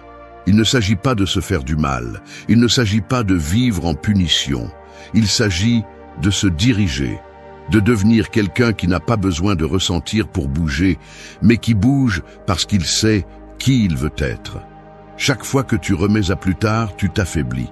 Chaque fois que tu obéis à une excuse, tu renforces une identité qui ne te mène nulle part. Mais chaque fois que tu agis malgré tout, tu sculptes une version de toi plus forte, plus ferme, plus libre. Parce que la liberté n'est pas de faire ce que tu veux, quand tu veux. La liberté est de pouvoir faire ce qui est juste, même si tu n'en as pas envie. Le corps est un outil. Utilise-le, guide-le, ordonne-lui, fais-lui comprendre par des actions que tu commandes. Ne lui demande pas s'il veut être mal à l'aise, s'il veut se lever, s'il veut avancer, parce que tu connais déjà la réponse. Le corps cherche le plaisir, pas le but. Et si tu lui donnes le volant, tu finiras par stagner. Alors arrête de négocier avec tes impulsions.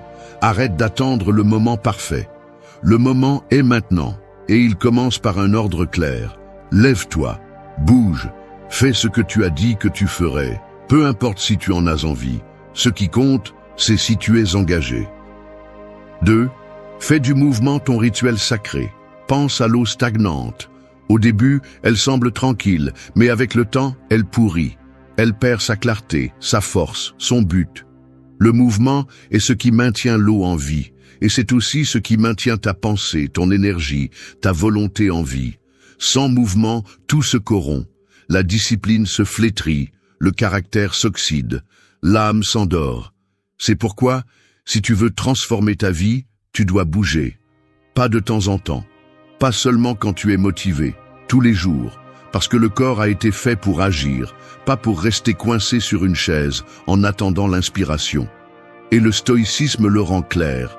Il n'y a pas de vertu sans action. Il n'y a pas de clarté sans effort. Il n'y a pas de transformation sans mouvement constant. L'erreur de beaucoup est de croire qu'ils doivent d'abord se sentir bien pour agir, qu'il faut d'abord que l'émotion correcte apparaisse, la motivation idéale, le « maintenant je peux ». Mais cela n'arrive pas, ou si cela arrive, cela part vite. Et pendant que tu attends que ton état interne change, tu perds des jours, des mois, des années. Le mouvement ne dépend pas de ce que tu ressens. Le mouvement est un choix que tu fais au-dessus de tes émotions. Fais du mouvement un rituel. Un engagement envers toi-même, peu importe si c'est s'entraîner, marcher, nettoyer ton espace, respecter une routine. L'important est que ton corps comprenne qu'il n'est pas en charge, qu'il y a une volonté supérieure qui ordonne et dirige. Parce que chaque fois que tu choisis de bouger quand tu ne veux pas, tu construis une nouvelle identité, plus forte, plus ferme, plus inarrêtable. Sénèque disait que l'action guérit le désespoir, que lorsque l'esprit s'enfonce dans le doute, l'anxiété, la paresse, le mouvement le réveille. Et c'est vrai, parce que le corps entraîne l'esprit. Si tu attends de te sentir prêt à bouger, tu ne bougeras jamais. Mais si tu bouges, même si tu n'es pas prêt, tu deviens quelqu'un prêt à tout. Les rituels sont importants. Ils disent à ton esprit qui tu es et ce que tu attends de toi. Si chaque matin tu t'entraînes, aussi minime soit la routine, tu envoies un message puissant « Je ne m'arrête pas ». Si chaque jour tu fais au moins une action inconfortable, tu renforces l'idée que ta volonté ne dépend pas du temps, de l'humeur, ni de la fatigue. Elle dépend seulement de ta décision. Fais-le comme un guerrier qui aiguise son épée chaque jour, non pas parce qu'il va se battre aujourd'hui, mais parce qu'il sait que le combat arrive sans prévenir. Tu vas aussi affronter des jours difficiles. Tu auras des moments où tout en toi te demandera de renoncer. Et si tu n'as pas entraîné le mouvement comme un rituel, tu céderas. Il ne s'agit pas de faire plus, il s'agit de faire toujours. de garder le corps éveillé, de te rappeler chaque jour que tu es en vie, non pas parce que tu penses ou désires, mais parce que tu fais. Le stoïcisme n'est pas une idée, c'est une pratique, et on la pratique avec le corps en mouvement. Bouge, même si ça fait mal, même si tu n'as pas envie, même si tu as l'impression que ça ne sert à rien, parce que le simple fait de bouger t'éloigne déjà de la version de toi qui veut t'abandonner. Fais du mouvement ton rituel sacré. Parce que là où il y a du mouvement, il y a de la vie. Là où il y a de l'action, il y a du pouvoir. Et là où il y a de la discipline physique, il y a de la liberté mentale. 3. Fais taire le voleur silencieux de ta concentration. Imagine que tu construis un temple, pierre par pierre, jour après jour. Mais chaque fois que tu te laisses distraire, quelqu'un d'invisible entre et vole une partie de ce que tu as déjà érigé. Il ne fait pas de bruit, il ne casse rien. Il prend simplement ce qui est à toi et disparaît. À la fin de la journée, tu te rends compte que tu as été occupé, mais tu n'as pas avancé. Tu étais éveillé, mais pas présent. Tu étais en mouvement, mais pas dans la bonne direction. Ce voleur s'appelle la distraction, et il te vole sans que tu t'en rendes compte. Nous vivons entourés de bruit, notifications, réseaux, messages, pensées incessantes. Tout semble urgent, tout exige de l'attention, tout interrompt. Mais plus tu t'occupes de choses en même temps, moins tu accordes d'attention réelle à ce qui compte. Et sans concentration, il n'y a pas de progrès. Tu peux avoir le meilleur plan, la meilleure énergie, les meilleures intentions. Mais si tu ne concentres pas ton esprit, tout se dilue, tout se perd. Les stoïciens valorisaient la clarté intérieure comme une vertu fondamentale. Pour eux, le contrôle de l'attention était le début de la maîtrise de soi, parce qu'ils savaient qu'un esprit dispersé est un esprit faible. Un esprit qui ne distingue pas l'essentiel du superficiel vit à la merci de l'extérieur. Et c'est ainsi que beaucoup se perdent, non pas parce qu'ils n'ont pas d'objectif, mais parce qu'ils ne peuvent pas maintenir leur regard dans une seule direction. Faire taire le voleur de concentration est une guerre quotidienne. Parce qu'il ne suffit pas d'éteindre le téléphone portable ou de fermer un onglet. Tu dois faire le silence à l'intérieur. Tu dois t'asseoir avec toi-même sans fuir. Tu dois retrouver la capacité d'être complètement dans une seule chose, dans un seul moment, sans te fragmenter. Pense à un rayon de soleil. Lorsqu'il est dispersé, il chauffe à peine. Mais lorsqu'il est concentré, il brûle. Ton esprit fonctionne de la même manière. Si tu l'entraînes à être sur ce qui compte, il devient une force irrésistible. Mais si tu le laisses sauter de stimulus en stimulus, il devient faible, anxieux et vide. La concentration n'apparaît pas seule, elle se construit. Et pour la construire, tu dois éliminer l'excès. Tu ne peux pas te concentrer si tu es entouré de stimuli inutiles. Tu ne peux pas te concentrer si tu vérifies ton téléphone toutes les 5 minutes. Tu ne peux pas te concentrer si tu vis en réagissant. Tu as besoin d'espaces de silence, des horaires clairs, des priorités fermes et surtout le courage de ne pas te laisser distraire par ce qui divertit mais ne transforme pas. Fais de la concentration une pratique. Décide chaque jour ce que tu vas faire et ce que tu vas ignorer. Sois brutalement sélectif avec ton attention. Demande-toi constamment, est-ce que cela me rapproche ou m'éloigne de ce que je veux construire? Et si cela n'ajoute rien, élimine-le, parce que ton temps est limité et chaque interruption a un coût que tu vois rarement, mais que tu paies toujours. Le voleur de concentration ne se présente pas sous les traits d'une menace. Il se présente sous les traits du confort, du divertissement, du juste un moment. Mais ce juste un moment répété 100 fois est ce qui te laisse stagner. Et si tu ne te réveilles pas, tu vas regarder en arrière et te rendre compte que tu as vécu distrait de ton propre but. Alors prends le contrôle, éteins ce qui est inutile, ferme ce qui te retire de la présence. Et surtout, entraîne ton esprit à être là où tes pieds sont. Parce qu'il ne s'agit pas seulement de faire plus, il s'agit d'être plus présent, plus conscient, plus concentré. 4. Honore ta parole, même s'il n'y a pas de témoin. Il y a une force invisible qui te construit ou te détruit en silence. Elle ne se voit pas, Elle ne se touche pas, mais elle est présente chaque fois que tu fais une promesse. Chaque fois que tu dis « je commence demain, cette fois-ci oui, je ne suis pas comme ça ». Cette force est ta parole. Et sa valeur ne dépend pas de savoir si quelqu'un l'écoute, mais de savoir si tu es capable de la tenir quand personne ne regarde. La plupart des gens parlent comme si les mots étaient gratuits. Ils promettent sans réfléchir, affirment sans intention réelle, compromettent leur intégrité par impulsion ou pour faire semblant. Ils disent qu'ils vont changer, qu'ils vont commencer, que cette fois-ci ils sont sérieux, mais ils ne le font pas. Et chaque fois qu'ils ne tiennent pas leur parole, même si personne d'autre ne le remarque, leur esprit le remarque, leur âme l'enregistre. Et quelque chose se brise à l'intérieur, parce que lorsque tu ne tiens pas ta parole, tu t'apprends à te méfier de toi.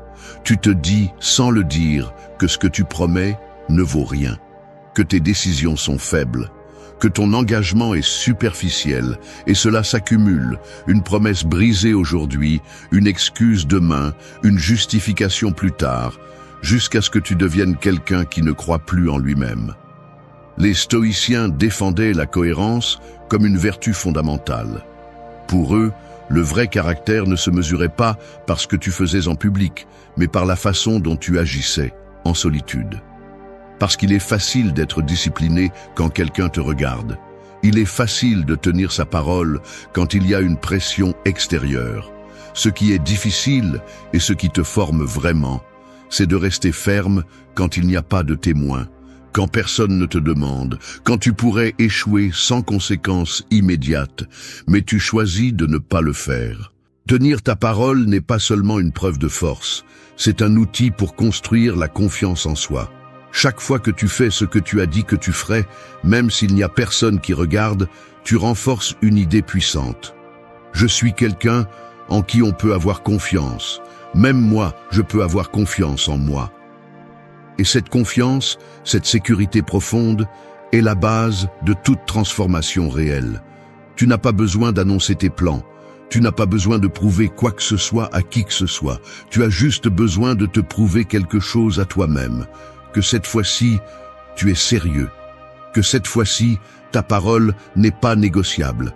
Parce qu'il n'y a pas d'honneur plus grand que d'être fidèle à ce que tu as dit, même quand il serait plus facile d'échouer. Fais-le par respect pour toi. Fais-le parce que tu ne veux plus vivre divisé entre ce que tu dis et ce que tu fais. Fais-le parce que tu comprends que les mots ont du poids et celui qui parle en vain vit en vain. Si tu t'es promis de changer, commence. Si tu as dit que tu allais le faire, fais-le. Et si tu échoues, que ce ne soit pas par faiblesse, mais pour avoir essayé jusqu'à la fin. Tu n'as pas besoin de témoins, tu n'as pas besoin d'applaudissements, tu as besoin d'intégrité. Et l'intégrité se forge dans l'obscurité, quand personne ne voit, mais toi, tu sais toujours. Tu sais quand tu tiens ta parole et quand tu fuis. Tu sais quand tu es fidèle à ta parole et quand tu inventes des excuses déguisées en raison. 5. Affronte le monstre que tu as toujours évité. Il y a un coin dans ton esprit où tu caches tout ce que tu ne veux pas voir, les décisions que tu n'as pas prises, les erreurs que tu évites de te rappeler, les vérités que tu connais, mais que tu n'affrontes pas. Dans ce coin vit un monstre. Il ne crie pas, il n'attaque pas, il ne court pas après toi. Il attend simplement. Il attend que tu te fatigues de fuir. Parce qu'à chaque fois que tu l'évites, il grandit. Et chaque fois que tu l'affrontes, il s'affaiblit. Ce monstre peut prendre de nombreuses formes. Peut-être est-ce une conversation gênante que tu as toujours repoussée. Peut-être est-ce un rêve que tu as abandonné par peur de l'échec. Peut-être est-ce une version de toi-même que tu as honte de regarder en face. Quoi qu'il en soit, tu le connais bien. Il est là, présent dans tes silences, dans ton anxiété, dans ces nuits où tu ne peux pas dormir et tu ne sais pas pourquoi. Mais tu le sais, tu sais exactement ce que tu évites. Tu le sens dans ton estomac chaque fois que tu y penses. Tu le portes sur ton dos quand une autre journée passe sans l'affronter. Et cela te coûte cher. Il te vole de l'énergie, de la clarté, de la force, parce que ce que tu n'affrontes pas te consume. Et le prix de la procrastination est toujours plus élevé que celui de l'action. Le stoïcisme enseigne que le courage n'est pas l'absence de peur, mais la capacité d'avancer malgré elle. Les stoïciens ne vivaient pas en fuyant la douleur, l'inconfort, le conflit. Ils les affrontaient, non pas parce qu'ils étaient insensibles, mais parce qu'ils savaient qu'éviter les difficultés ne fait qu'alimenter la faiblesse. Et celui qui s'habitue à éviter, s'habitue à être moins que ce qu'il peut être. Demande-toi, quelle partie de ta vie regardes-tu du coin de l'œil? Quelle vérité nies-tu par confort? Quelle décision continues-tu à repousser parce que tu sais qu'elle va faire mal? C'est ça le monstre. Et il ne va pas disparaître. Il ne va pas se résoudre tout seul. Il ne va pas attendre éternellement. À un moment donné, tu devras l'affronter. Et plus tu le repousseras, plus le coup sera dur. Tu n'as pas besoin de te sentir courageux. Tu as juste besoin d'en avoir assez de vivre à moitié. Parce que c'est ce que tu fais quand tu évites l'essentiel. Tu survis, mais tu ne vis pas. Tu bouges, mais tu n'avances pas. Tu t'occupes, mais tu ne grandis pas. Et cela te tue lentement, en silence, sans laisser de marques visibles, mais en laissant des blessures internes qui ne guérissent pas tant que tu continues à fuir. Alors, ça suffit.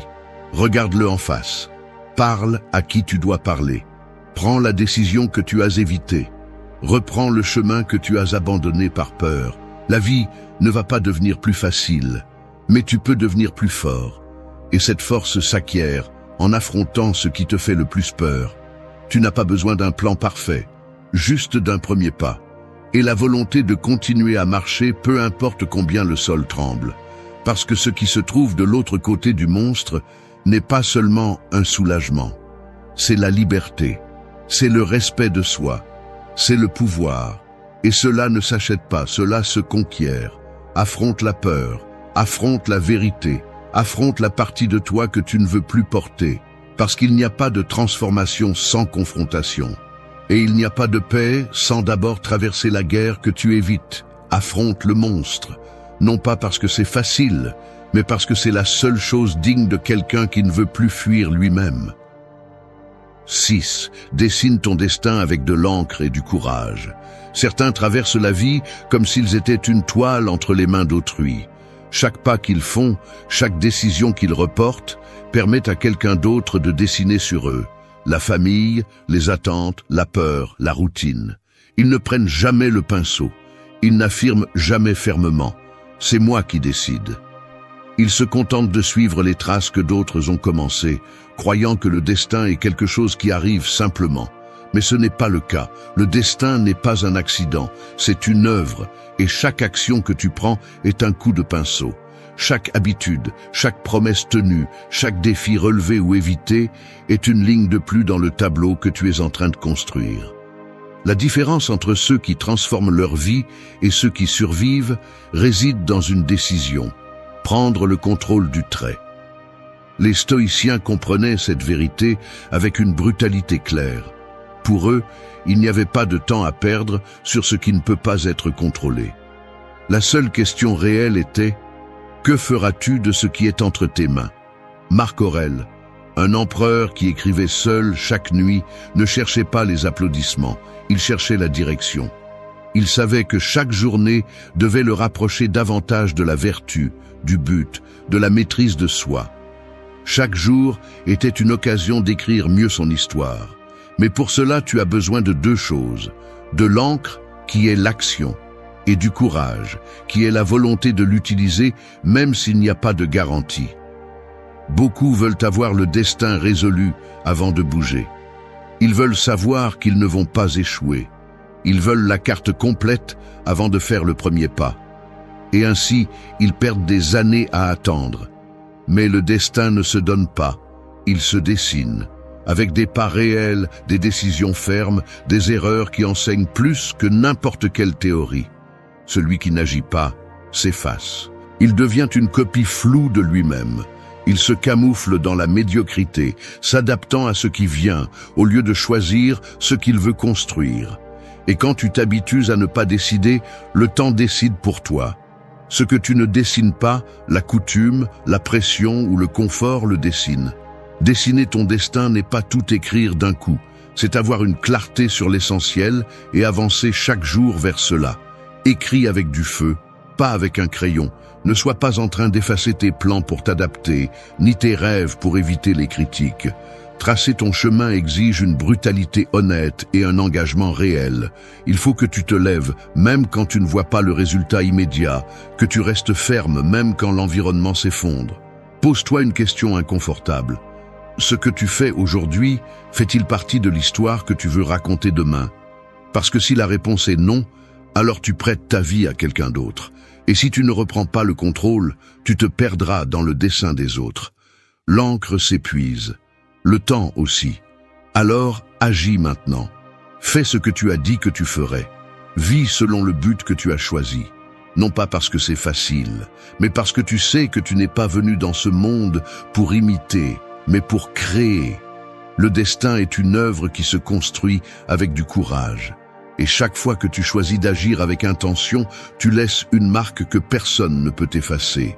Alors prends le pinceau. Fais-le avec décision. Fais-le avec force. Fais-le avec la clarté de celui qui n'est plus prêt à vivre une histoire écrite par la peur. 7. Cherche l'inconfort comme celui qui cherche la force. Le guerrier ne se forge pas dans le calme, il se forge dans le froid, dans le poids, dans la résistance. Il ne se renforce pas en évitant la douleur, mais en l'affrontant jusqu'à en faire partie du processus. Il en va de même pour toi. Si tu continues à chercher le confort, tu resteras faible. Parce que le confort ne t'entraîne pas, il t'endort. Il ne te prépare pas, il te met à l'aise. Et plus tu le poursuis, moins tu as la capacité de résister à la vie réelle. Tout ce qui vaut, coûte. Tout ce qui transforme, dérange. La discipline fait mal. La vérité brûle. La croissance est inconfortable parce qu'elle te déracine de ce que tu connais et te pousse vers ce que tu ne maîtrises pas encore. Et c'est pourquoi beaucoup n'avancent pas. Parce qu'ils confondent le malaise avec un signal qu'ils doivent s'arrêter. Mais c'est tout le contraire. Cet inconfort que tu ressens lorsque tu te pousses, lorsque tu brises tes excuses, lorsque tu affrontes ce que tu craignais, c'est le signe que tu es sur la bonne voie. Le stoïcisme ne romantise pas la souffrance, mais ne l'évite pas non plus. Il le respecte, il l'accepte comme une partie inévitable de la vie. Épictète l'a vécu dans sa propre chair. Il a été esclave, a perdu tout ce qu'il avait, et pourtant il a écrit que la liberté ne dépend pas de ce qui t'arrive, mais de comment tu réponds. L'inconfort ne l'a pas détruit, il l'a défini, il l'a transformé en quelqu'un d'invincible, parce qu'il n'avait plus besoin de conditions parfaites pour agir. Il avait juste besoin de volonté. Et toi, quand a été la dernière fois que tu as fait quelque chose de difficile volontairement ? Quand as-tu choisi le chemin inconfortable, non pas parce que tu n'avais pas d'autre choix, mais parce que tu savais que c'est là que se trouvait la croissance? Nous vivons à une époque où tout est conçu pour être facile, rapide, accessible. Mais cette facilité constante a un coût. La faiblesse mentale, la fragilité émotionnelle, l'incapacité de maintenir un effort soutenu. Si tu n'entraînes pas ton esprit et ton corps dans l'inconfort, le moindre petit obstacle te brise. La moindre critique te blesse. Le moindre échec t'arrête. Mais si tu fais de l'inconfort ton terrain d'entraînement, rien ne te brise facilement. Parce que tu as déjà été là avant. Parce que tu as affronté la douleur volontairement. Et cela t'a donné du pouvoir. Cherche l'inconfort comme celui qui cherche la force. Tu n'as pas besoin de transformer ta vie en punition, mais tu as besoin d'inclure quotidiennement quelque chose qui te sort de la facilité. Te réveiller plus tôt, t'entraîner plus dur, laisser ton téléphone de côté, travailler sans distraction, dire non à ce que tu sais qui t'affaiblit, de petites décisions qui te durcissent, qui te rendent plus solide, plus résistant.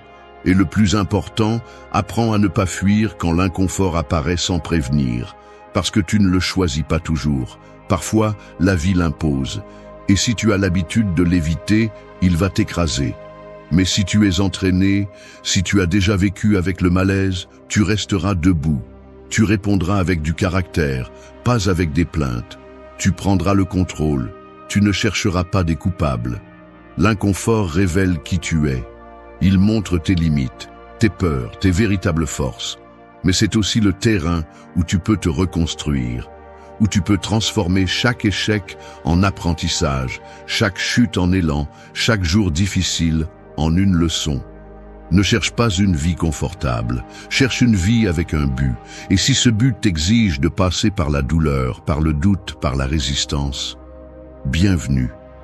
Parce que la force que tu désires ne se trouve pas dans le plaisir, elle se trouve dans ce que tu es prêt à supporter.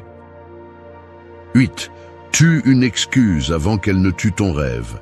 Les excuses n'apparaissent pas comme des monstres. Elles ne crient pas, elles ne frappent pas à la porte. Elles rampent lentement, déguisées en logique.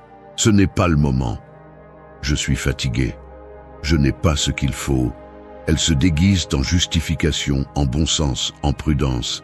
Et sans que tu t'en rendes compte, elles t'endorment. Elles te convainquent que demain sera meilleur. Et ce demain devient une chaîne, invisible mais solide. Pendant ce temps, ton rêve se refroidit, il se perd, il meurt. Chaque excuse est un poison lent. Elle ne te détruit pas en un jour, mais en 1000. Parce que pendant que tu répètes ton excuse favorite, quelqu'un là-bas, moins préparé que toi, avec moins de ressources, avec plus d'obstacles, avance déjà. Il échoue déjà, apprend, s'améliore, grandit. Non pas parce qu'il n'a pas d'excuses, mais parce qu'il a choisi de ne pas leur obéir. Le stoïcisme enseigne à regarder la réalité sans fioriture, à ne pas négocier avec ce qui affaiblit, à ne pas tolérer en soi ce qui sabote le but.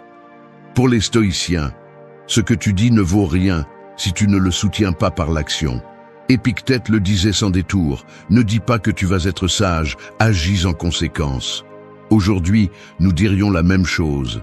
Ne dis pas que tu vas changer. Agis comme quelqu'un qui a déjà commencé. Et cela commence par tuer les excuses, une par une. Chaque fois que cette voix intérieure veut remettre à plus tard, détecte le piège. Parce que c'est ce que c'est, un piège subtil. Le problème est que souvent tu lui parles avec affection. Tu la crois. Tu la répètes comme si c'était une vérité absolue. Et plus tu la répètes, plus tu t'identifies à elle. Elle devient une partie de toi. Et un jour, tu te définis par tes excuses plutôt que par tes actions. La seule façon de briser ce cycle est avec une brutalité honnête. Tu dois arrêter de négocier avec ce que tu sais qui te retient. Tu dois reconnaître tes excuses, sans les déguiser en raison. Tu dois te dire la vérité, même si ça fait mal. Ce n'est pas que je ne peux pas, c'est que je ne veux pas assez. Ce n'est pas que je n'ai pas le temps, c'est que je préfère le confort. Ce n'est pas que je ne sais pas comment, c'est que je n'ai pas voulu commencer. Et il ne s'agit pas de te punir. Il s'agit de te libérer. Parce que derrière chaque excuse que tu tues, tu récupères de l'énergie. Tu récupères de la clarté. Tu récupères du pouvoir. Chaque jour où tu agis malgré les excuses, tu deviens quelqu'un de plus dangereux, de plus déterminé, de plus capable. Non pas parce que la vie est plus facile, mais parce que tu as décidé de ne plus faire partie du problème. Les excuses ne sont pas toutes éliminées en une fois, mais elles sont affrontées une à une. Quand tu te lèves sans laisser de place aux 5 minutes de plus. Quand tu t'entraînes, même si tu es fatigué. Quand tu travailles, même si tu n'as pas envie. Quand tu fais ce que tu as dit que tu ferais, même si c'est inconfortable, même si personne ne t'applaudit. Dans chacune de ces décisions, tu tues une excuse. Et chaque excuse tuée est un pas de plus vers ton rêve. Demande-toi, combien d'opportunités as-tu perdues en obéissant à une excuse? Combien de projets n'as-tu pas commencé? Combien de fois t'es-tu arrêté juste avant de réussir? Combien de temps vas-tu encore permettre à cette voix confortable de décider pour toi? Plus maintenant. À partir de maintenant, chaque fois qu'une excuse apparaît, agis. Ne débat pas, ne négocie pas, ne la nourris pas. Fais simplement ce que tu dois faire. Parce que si tu ne la tues pas, elle va tuer ton progrès, ta vision, ton rêve. Tue une excuse aujourd'hui. Et avec cet acte, commence à construire la version de toi qui n'a pas besoin de justification pour avancer, juste de l'action, juste de la volonté, juste de la vérité. Merci d'être resté jusqu'à la fin de la vidéo.